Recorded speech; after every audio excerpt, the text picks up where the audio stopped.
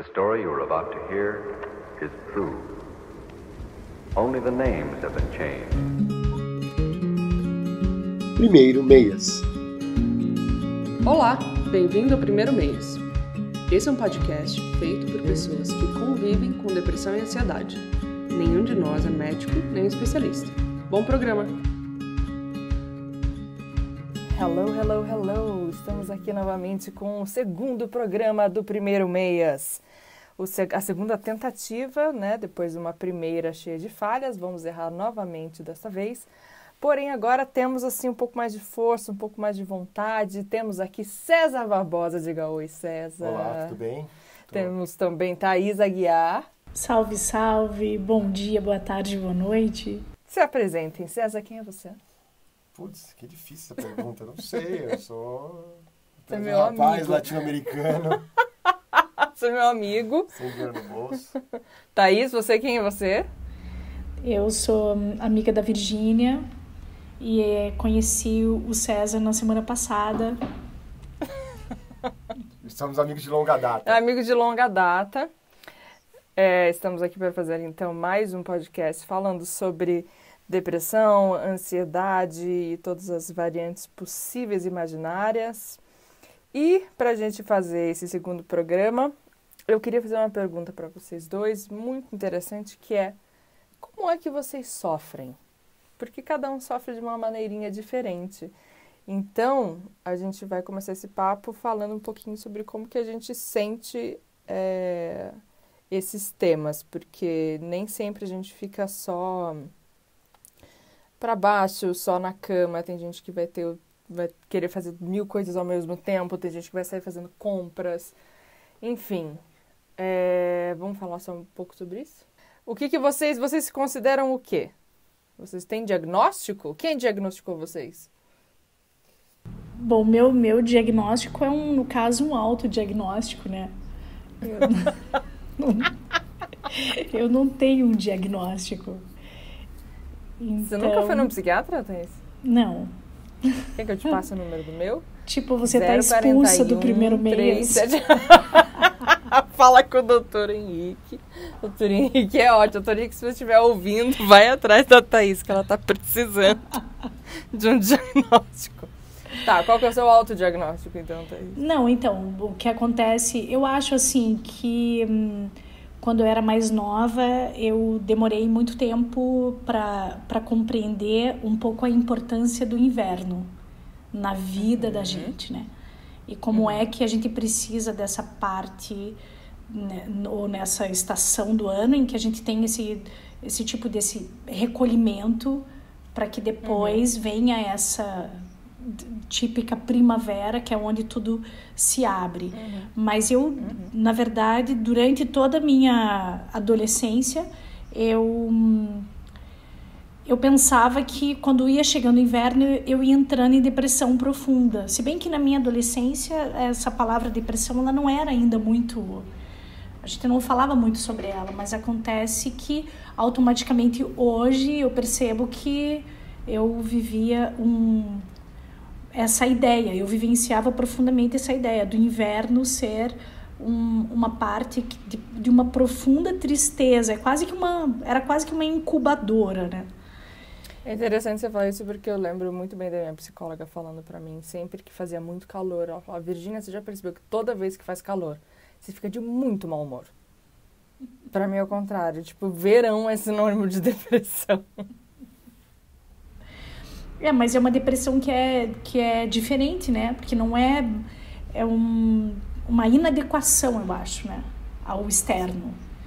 E para mim, eu depois entendi que era super importante quando você tem esse período que você realmente se retira e você hiberna de alguma forma. E eu ficava muito tempo fechada, passava muito tempo na cama. Mas aí depois você compreende que é quase como que as estações existem também dentro da gente, né? Quase que compreendê-las e aceitar isso de alguma forma. Mas eu acho que a minha experiência maior foi quando eu eu fui embora, então, fui morar na Suíça. Eu estava num momento super bom aqui em Curitiba, assim, profissionalmente, estava terminando a minha pós e trabalhava na TV educativa, e eu fui morar, então, na Suíça. E chegou lá, eu já cheguei no inverno, assim, e numa dificuldade de falar o idioma, não conhecia ninguém. Isso fez, assim, foram 2 longos e sofridos anos que eu tinha medo de sair de casa. Então, assim, a minha experiência mais profunda, que foi quando eu engordei, que eu, tipo, porque a gente ia nos jantares e eu não conversava, assim, porque eu não falava a língua, então eu só comia tudo que estava em cima da mesa para passar o tempo. Aí você quase vira alcoólatra também, você bebe mais rápido, né? Você não fala o idioma, você tá sempre enchendo o teu copo, né? E se você beber, daí você vai conseguir falar. De repente, quando você vê, você acha que você já tá falando alemão fluente. No final da noite, você tá... Você não tem o que fazer, então você come, você bebe. Você come, você bebe. Coisa. Exato, daí é isso. Alcoolismo. Daí você fala bem o idioma, né? De repente, você faz vários amigos. Então essa é a minha experiência. Fala, César. Eu passei um tempo fora também, passei 4 anos morando fora, onde eu brinco comigo mesmo e com algumas outras pessoas. Talvez elas não entendam muito bem a brincadeira, mas que eu fui o antropólogo de mim mesmo esses 4 anos. Foi uns 4 anos que eu aprendi a lidar e a entender o que se passava. Assim, eu vou pro oposto, na verdade. Assim, eu não gosto de ficar na cama, eu não gosto de ficar trancado, eu preciso ver gente. Eu preciso ir sair. Então, eu lembro que há uns 2 anos e meio, quase 3 anos atrás, eu tive uma crise de ansiedade que me fazia... Eu não conseguia respirar. Assim, eu levantava da cama e achava que eu ia morrer sem respirar. Não vinha o ar. Eu puxava, por mais que parecia que tivesse vindo, e tivesse vindo, claro, com certeza, eu achava que não estava. E aí eu saía. Então, eu lembro de uma madrugada, era umas 2:30 da manhã. Eu morei no Canadá e era janeiro, estava um frio impossível, estava uns menos 20 lá fora. E eu, assim, no meu ato de desespero, de buscar por ar, eu botei uma roupa e saí para correr. Assim, mas foi uma coisa completamente oposta. Jamais eu ia fazer pois isso.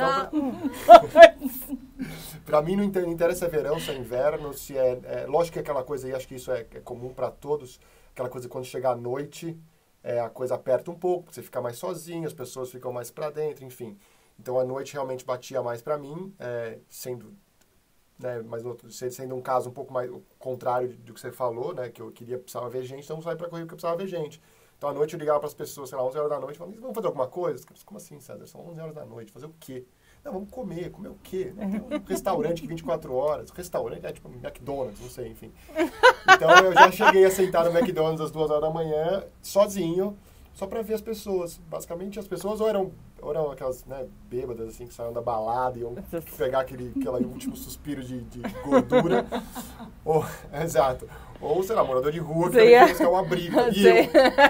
Você ia lá pra se sentir melhor, né? Pra ver do tipo, olha, minha vida não tá tão ruim assim. Exato.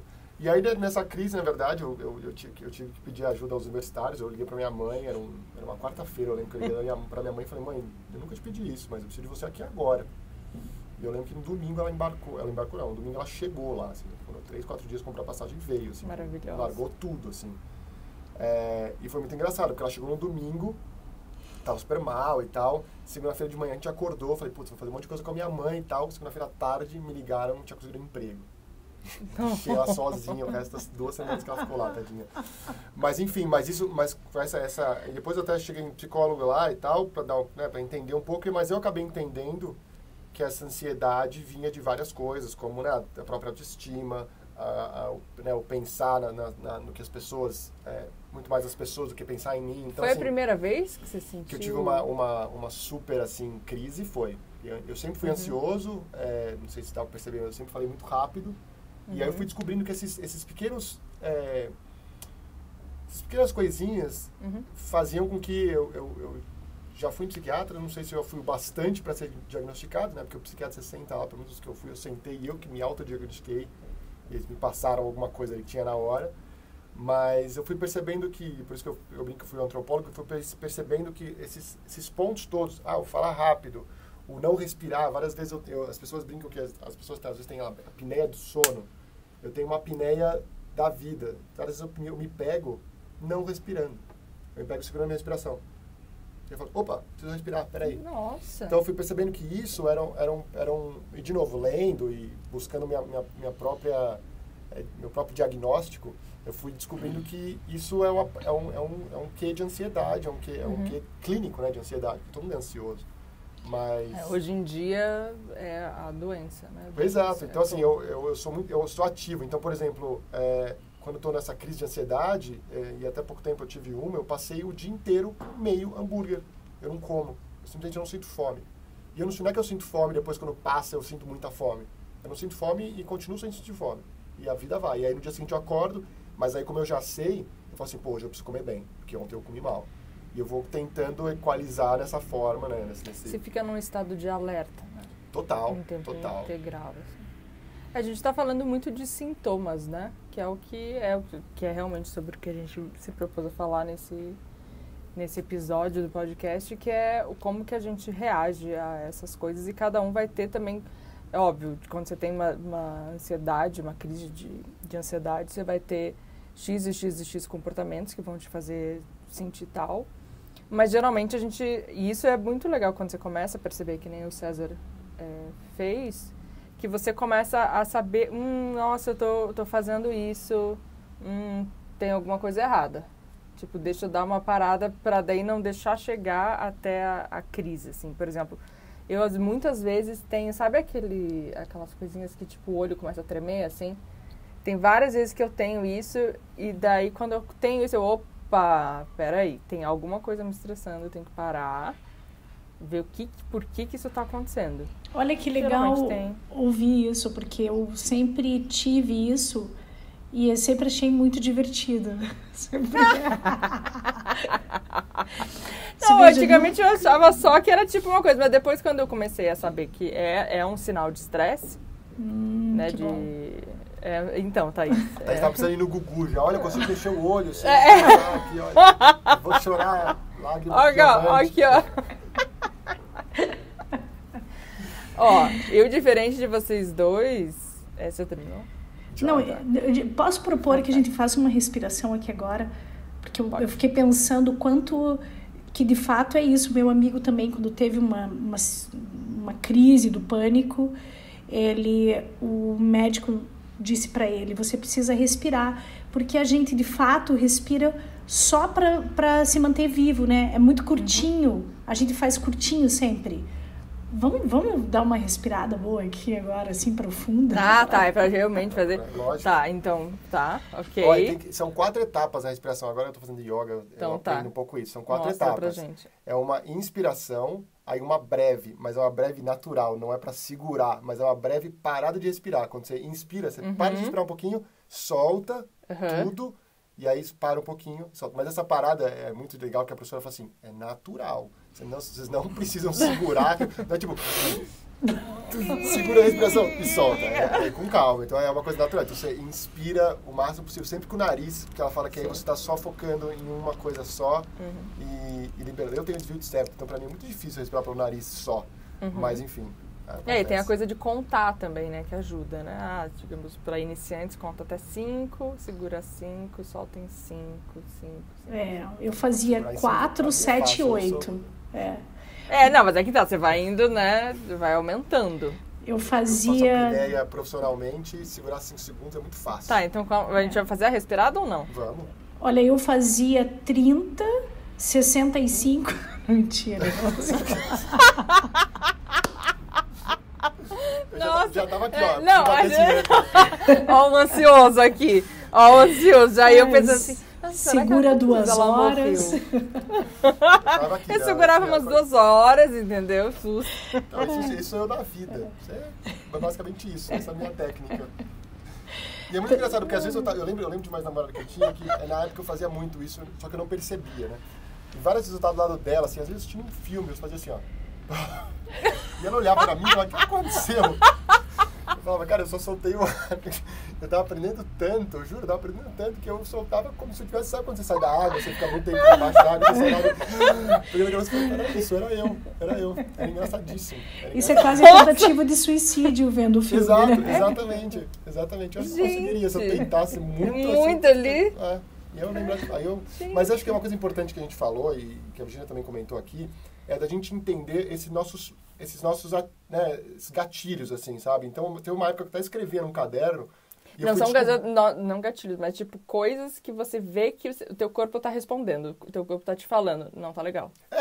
Não é um gatilho, né? isso? Não, é que é a resposta a um gatilho. Tipo, o gatilho entendi. É tipo algo que faz você se sentir mal. Entendi. Mas é tipo a resposta ao gatilho. Porque aí eu ia anotando isso, aí eu ia descobrindo. E aí eu ia descobrindo coisas que eu poderia fazer para ir equalizando, né? Ir baixando isso, né? Então, por exemplo, a yoga foi uma delas. Uma tentativa de meditação foi outra delas, que eu tentei respirar melhor.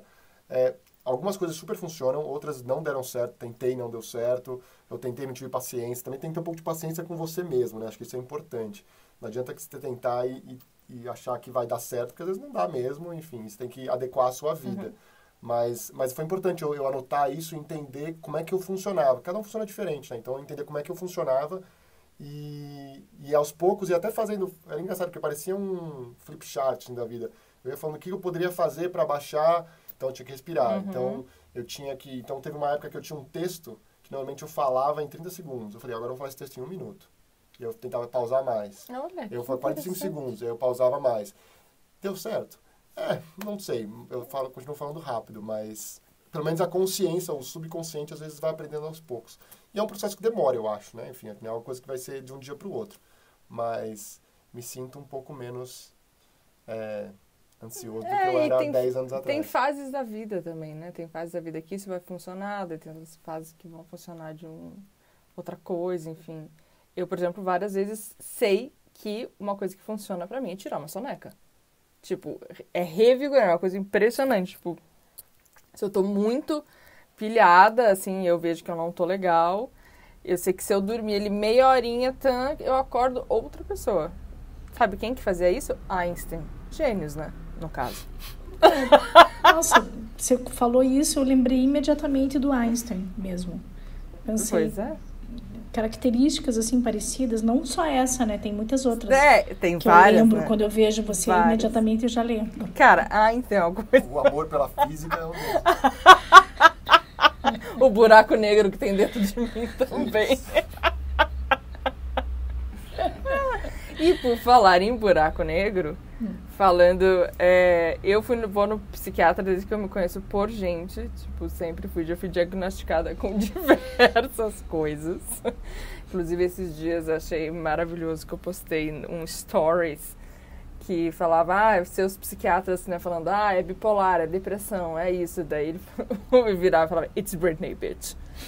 Porque, nossa, já tive que tomar vários remédios diferentes para diferentes coisas, mas a que mais faz sentido de todas eu tenho distimia, que é uma depressão leve e contínua e que provavelmente não terá cura. Então, ela não é uma depressão que é de período, assim, que muitas pessoas têm épocas de depressão. Ela tem uma depressão constante e que daí tem períodos que são mais graves e, enfim, depressão maior também, que chama. E tenho, hoje em dia, isso é mais recente, a ansiedade generalizada. Também a gente tem aqui até um texto falando sobre isso que o César me mostrou. Mas eu, bem diferente do César, sou do tipo que tem vezes que eu preciso ficar quieta.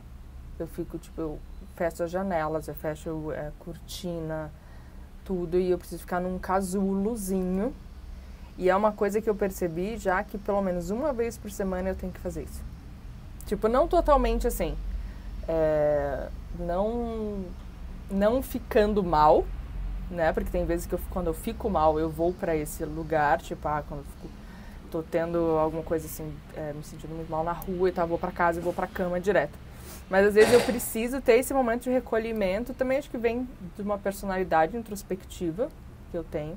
Isso eu me identifico bastante, às vezes eu já li sobre introspectivos e extrovertidos. que pessoas extrovertidas se energizam quando estão com outras pessoas. Então, elas pegam a energia e daí quando elas estão sozinhas, elas usam aquela energia. E que introspectivos são o contrário. Eles se energizam quando estão sozinhos e daí quando estão com outras pessoas, dividem essa energia. Então, eu me identifico bastante com isso, assim, que de vez em quando eu preciso dar uma fechadinha no meu casulo. Não sei se é porque eu vou, às vezes, muito daí pro ansioso. Hoje em dia tem essas duas coisas, mas eu sou muito... Jamais, imagina eu ir sair, nossa, eu não tô me sentindo bem, deixa eu pegar aqui, eu vou correr, vou fazer uma maratona. Não, gente. Não. Vou pedir uma pizza, vou ficar, tipo, deprimida, vou ficar no meu quarto querendo abraçar meu gato e só. E às vezes eu não vou conseguir sair de casa, porque ainda tem isso, tem às vezes uns momentos de fobia social também, que é o medo de estar com os outros. Né, o medo de coisas... Enfim, o bom é que é isso, né? Que daí, senão, ninguém ia conseguir socializar.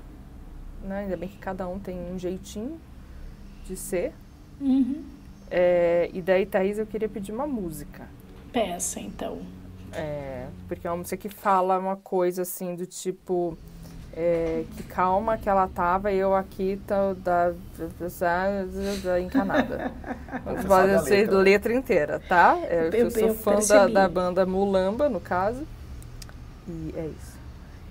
Então, a gente vai ouvir então agora Mulamba, né? Com a música provável Canção de Amor para a Estimada Natália, que é a musiquinha escolhida pela Virgínia, que vai ilustrar este momento.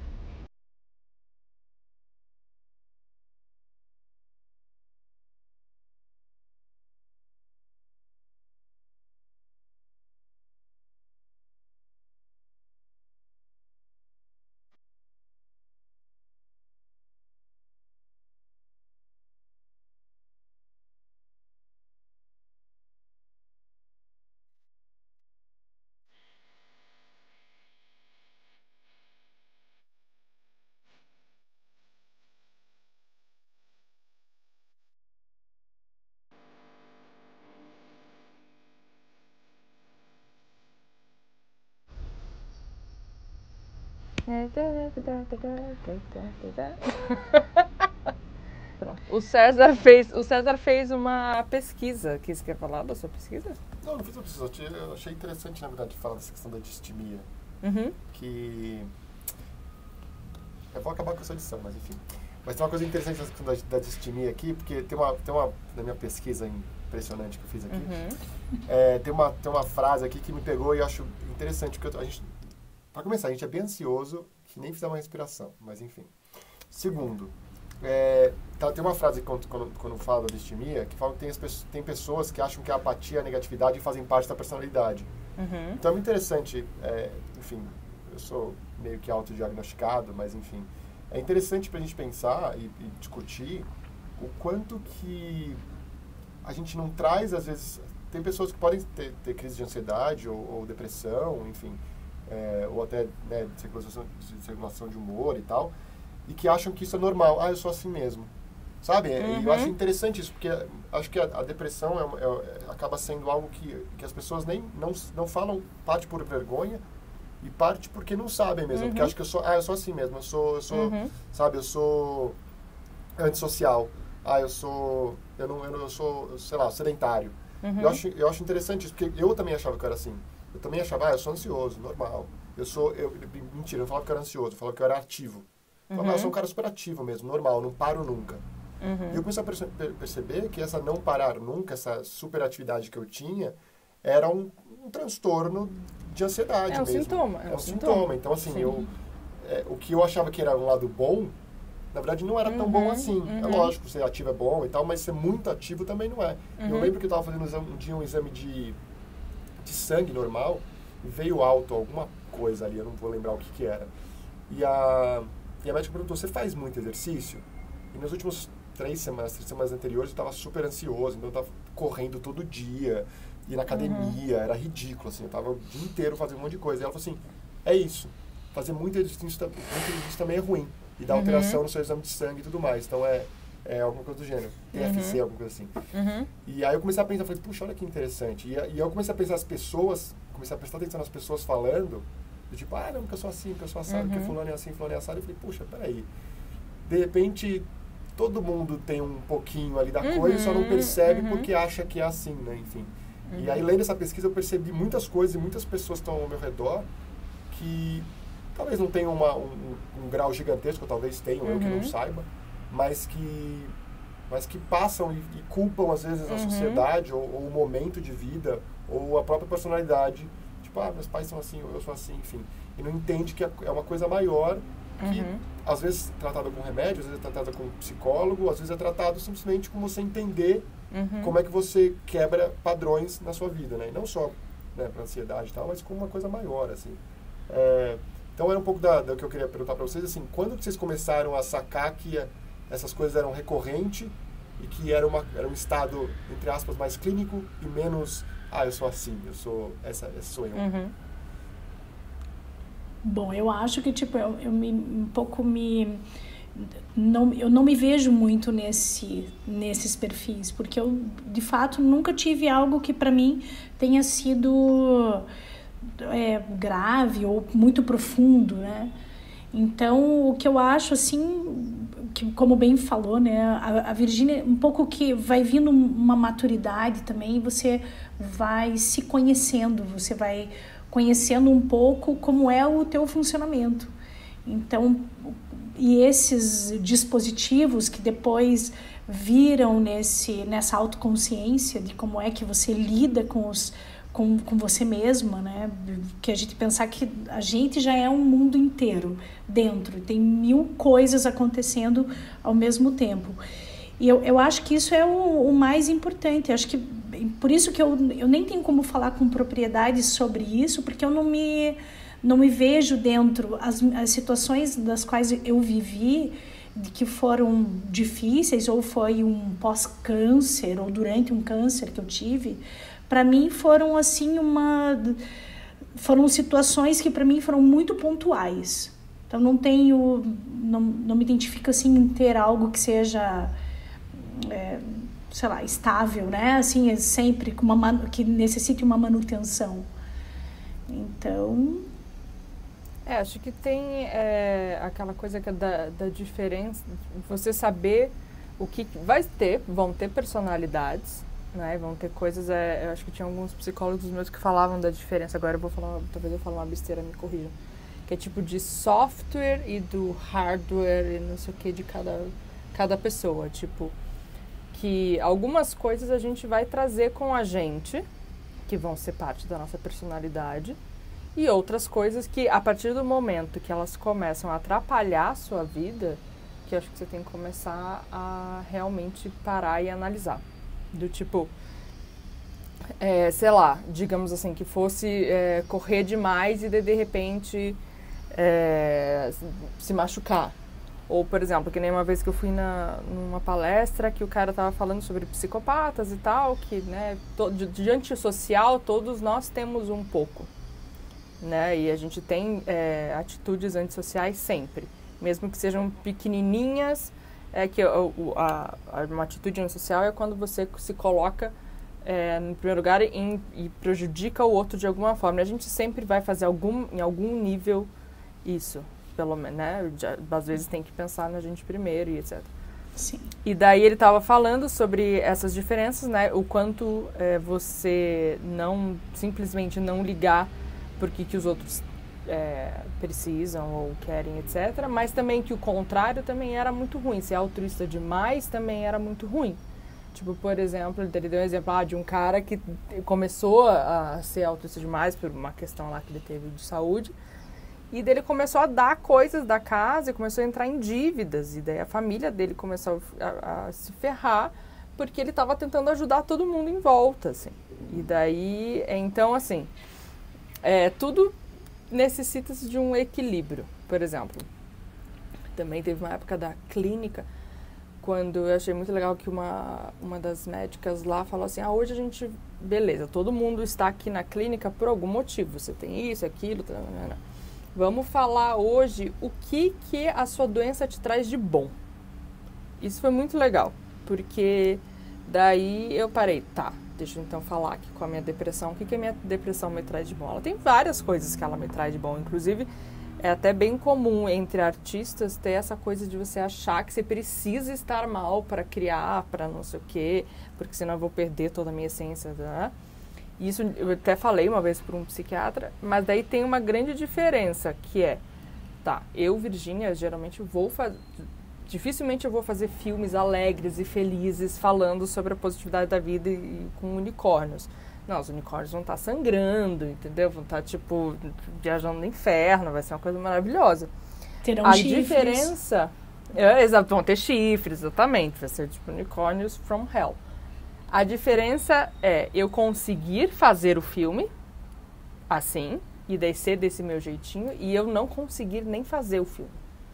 Porque quando eu estou deprimida, tipo, com todos os sintomas que eu tenho, etc., eu não consigo funcionar mesmo. E uma coisa que eu acho que você falou que é interessante da gente pontuar é que muita gente não sabe, às vezes, que aquilo está prejudicando e que aquilo pode ter um nome, que seja depressão, que seja ansiedade, etc., também porque é muito... Todo mundo conhece de filme, etc., esse espectro clássico da depressão, que é a pessoa de cama. Né? Mas existe a depressão funcional, que é aquela coisa da pessoa fazer coisas, continuar aí trabalhando, continuar não sei o que, mas está sem motivação para viver, assim. Na verdade, depressão não é tristeza, né? É falta de vitalidade, é falta de você estar com vontade de viver. Querer coisas é muito importante. É ter perspectiva é importante. Então, eu acho que é quando você percebe essas coisinhas. Eu lembro do Bochat falando sobre quando ele teve uma crise feia de depressão e ansiedade. Inclusive, ele foi uma das pessoas que começou a falar muito sobre isso, foi muito legal.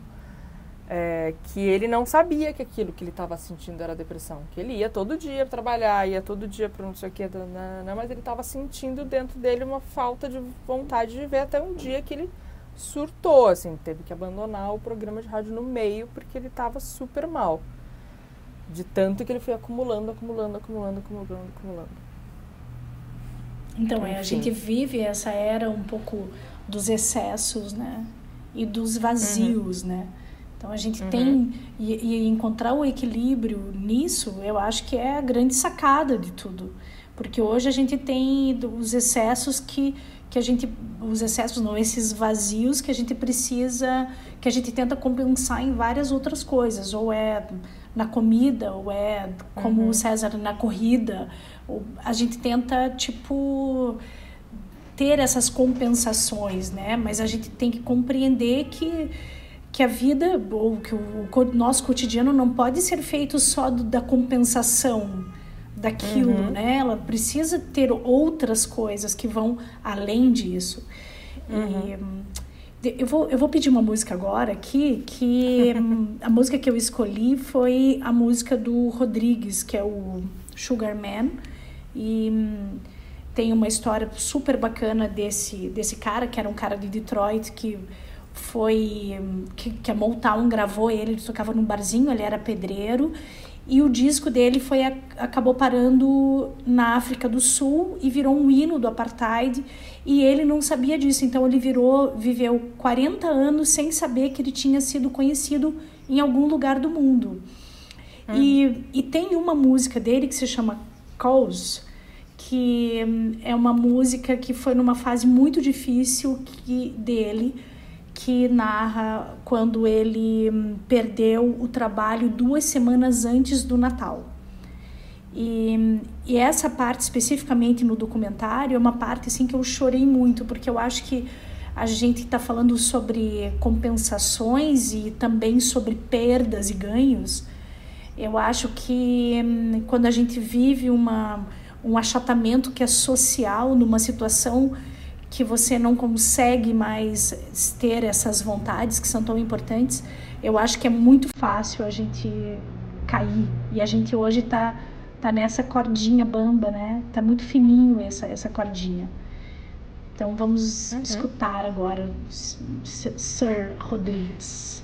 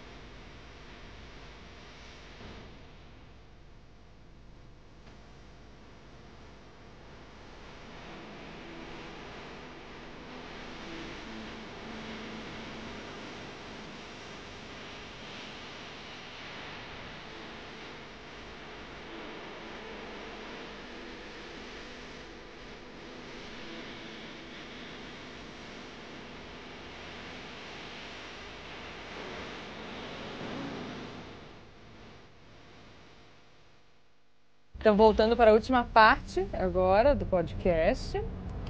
No final você tem que pedir a sua música, tá? Não, é exato. Eu adoro quando alguém tá muito ansioso, eu falo assim, cara, você não precisa estar tão ansioso. Mas sabe uma coisa que é engraçada? Esses dias eu tava conversando com uma amiga e eu que não é você. Eu tenho outras amigas. Eu não acredito! Não acredito, acabou esse podcast E ela virou agora. assim, eu odeio quando e ela também, enfim, vai em psicólogos, não sei se vai em psiquiatras, mas vai em psicólogos e tal. E ela fala assim, eu odeio quando eu tô tendo uma crise bem, né? E alguém fala assim, calma, vai dar tudo certo. Eu falei, nossa, eu também odeio, né? Porque é muito chato, né? Você fala, vai dar tudo certo. Eu sei que vai, senão eu morro, né? O pior que pode é morrer. Tem que dar alguma coisa certa. Não, e morrer também é tudo certo, né? Então... Também é tudo certo, claro. Então isso que eu ia falar, pra mim que é deprimida, eu falo assim, na melhor das hipóteses eu morro. Na pior eu vivo feliz pra sempre, que não fica encantado. Exatamente, na Não. pior eu sou obrigada a ficar aqui viva. Mas enfim, mas eu acho interessante também, às vezes, as pessoas que também não entendem, né? Às vezes as pessoas não entendem o momento e falam, não, fica tranquilo, tudo certo. Isso que era a minha última pergunta para vocês agora, é exatamente isso, do tipo, vocês têm com quem dividir esses sintomas? A pergunta não é nem com quem tem dividir, né? Se tem alguém que entenda que você possa dividir. Exato, ou que você acha que você pode dividir isso aqui daí. Ou se quiser contar também momentos que você dividiu com alguém e foi uma bosta. Você queria que a pessoa piorou a situação. Sim, eu tenho uma terapeuta, né, que é uma astroterapeuta. Então, que é muito legal, assim, na verdade, ela não é uma astroterapeuta só, né? Eu acho que a Jace, nossa querida, que me indicou ela, mas a Jace também falou agora que ela está fazendo uma somaterapia, que trabalha com o todo, né? Com diversas ferramentas para colaborar com as tuas questões. E eu acho que um pouco a Fátima é isso, assim. Então, as ferramentas que ela traz, eu sou super nova nesse lugar de terapia. Vai fazer 1 ano que eu faço terapia em julho agora. Sério? Sim. Nossa, você vai me rejeitar por isso? Devolve a carteirinha agora! Que é isso? Eu não posso devolver porque sou eu que imprimo, então... Mas eu acho que... E eu fui em busca, assim, dessa troca justamente quando eu não consegui lidar com as relações humanas. Eu cheguei num momento que realmente para mim foi muito, muito difícil isso. Mas assim, hoje tem sido a Fátima tem sido muito importante nesse processo muito de se conhecer e etc. Eu sempre achei que Sartre estava certo quando ele falou que o inferno são os outros, né? As pessoas é que é o problema. Você está certíssima. As pessoas ali, a relação das pessoas que é o problema. Não, e a minha terapeuta falou bem isso mesmo. Né? Foi o dia que eu assassinei mentira. Antes de morrer, o seu último suspiro foi o que ela disse. Inclusive. Não, e Thaís, o primeiro mês não é para ser um podcast engraçadinho. Dá para parar de fazer piadinhas, né? Não, definitivamente é para ser engraçado. É esse o objetivo. Só pode ser assustador. Ninguém tá aqui. Gente, essa é a minha função aqui. Eu tô aqui para isso, né? Você é um alívio cômico. Eu não... até tenho pessoas, histórias e tal, mas o que eu acho mais interessante, agora eu vou fazer de uma forma tão legal, eu vou emendar com a minha música. O que eu faço, normalmente, eu gosto muito de música, enfim, eu sou um músico frustrado, mas eu gosto muito de música e eu tenho uma música para cada era da minha vida, para cada coisa, que eu sempre, tudo liga com músicas, assim. Cada namorado que eu tive, eu tenho uma música que descreve o relacionamento, enfim, é super legal. Ou não, mas enfim. Mas eu tenho uma música que eu gosto, que eu vou pedir para vocês tocarem agora, por gentileza. Que eu uso toda vez que eu tô não numa crise, mas que eu tô sentindo ansioso e tal, é uma música de um australiano chamado Xavier Rudd, R-U-D-D, né? E é um cara assim, ele é todo fit, ele e a mulher dele e a companheira dele são super da natureza, enfim, você vê as fotos dele no Instagram, ele tá sempre surfando na praia, que deve morar na praia, enfim. australiano, né? Não tem mais onde morar. Mas enfim, é uma música que chama Follow the Sun, né? E começa com os barulhos de passarinho, de baleia, sei lá, uma coisa bem natureza e tal. Mas tem uma parte especial na música que ele fala assim, quando você sente que o peso do mundo está nas suas costas, dê uma andada para a água mais próxima e lembre-se do seu lugar. Né? Então, eu acho muito legal isso, essa coisa de você olhar a natureza e falar assim, cara, eu sou um grão de arroz aqui, tem coisas muito mais interessantes. E assim, não te desmerecendo, mas você vê a beleza ao seu redor, entendeu? Você vê que tem muitas coisas bonitas acontecendo, que aquela coisa ali, no meio dessa beleza toda, não que não seja importante, mas tem muita mais coisa a se olhar e muito mais coisa a se viver. Então, toda vez que eu ouço essa música, me dá agora eu tô até arrepiado, mas me dá uma sensação de paz, assim, do tipo, cara, tá tudo bem, sabe? A natureza é bela como ela é, e você é assim, e tá tudo bem você ser assim, tá tudo bem você sentir isso. Então, meio que não aproveite, mas entenda que é parte da jornada, sabe? Que é uma coisa bacana. Então, enfim, né, eu acho que é Há uma sensação de paz, né? Quando você percebe a nossa insignificância. Tipo, tá tudo bem. Exato. Então, essa música que eu ia tocar, que é Follow the Sun, que é super bonitinho. Espero que vocês chorem assim como eu choro quando eu ouço ela.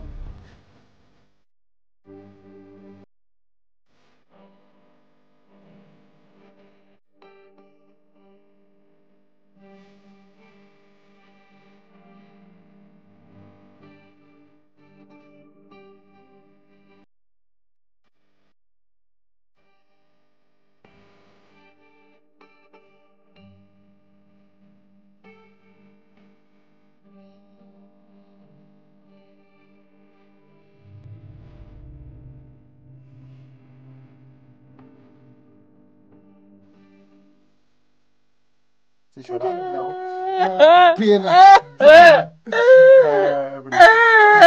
Eu não consigo mais terminar esse podcast. Ai, Virginia, te odeio. Então tá, a gente vai já finalizar este podcast. Respondendo a minha própria pergunta anterior, uma coisa que eu acho muito engraçado é que, pra mim, eu posso ter esse podcast falando de depressão, eu posso ter o próprio Instagram ali do Primeiro Meias, eu posso ser a pessoa que sempre está falando sobre isso, mas eu ainda tenho uma grande dificuldade de me expor quando eu estou com os sintomas. Então, eu geralmente me exponho quando eu não estou com os sintomas, né? Porque eu ainda tenho uma grande dificuldade de me expor quando eu não tô legal. Eu ainda só fico... pouquíssimas pessoas me viram chorar na vida, assim. Só pessoas que, sei lá, namorado que morou comigo, minha mãe e a minha psicóloga, e olhe lá. Às vezes nem em terapia eu choro. A pessoa tem probleminha mesmo. Mas vamos estar mudando isso. Vamos, né? O próximo tópico pode ser vulnerabilidade, né? Numa próxima, porque é bem importante também. E é isso, estamos finalizando o segundo episódio do podcast do Primeiro Meias, aquele podcast que você não ouve para ter soluções, e sim para ver que realmente nada vai dar certo e que aceitar a própria insignificância é o caminho. Tá? Queria estar agradecendo a presença de todos. Acho legal perguntar se alguém tiver alguma dica, né, para próximos temas, também pode mandar lá no Instagram do Primeiro Meias. Também pode mandar, que nem o César falou aqui, músicas que te ajudam, porque a gente está também criando uma playlist do Primeiro Meias. Ou que não ajudam, né? Porque ou que não ajudam. Né? É bom, assim, você sentir o fundo, né? E para sentir o fundo... Então, mas ajuda. Então, ajuda. Às vezes, o que você está precisando não é ficar bem, você está precisando ir para o fundo mesmo. Então, a gente está aceitando todo tipo de canção. Mas aí, no caso, manda antes a música, porque vai que, né? Vai exato. Vai que dá... exato. É então bom a gente ter. Deixa no bilhete. Por favor, enviar para @primeiro. Chega, vamos finalizar isso, então. Obrigada. Tchau, Virginia. Tchau, Thaís. Tchau, Thaís. Tchau, vocês, César. gente. Boa semana a todos. Mal.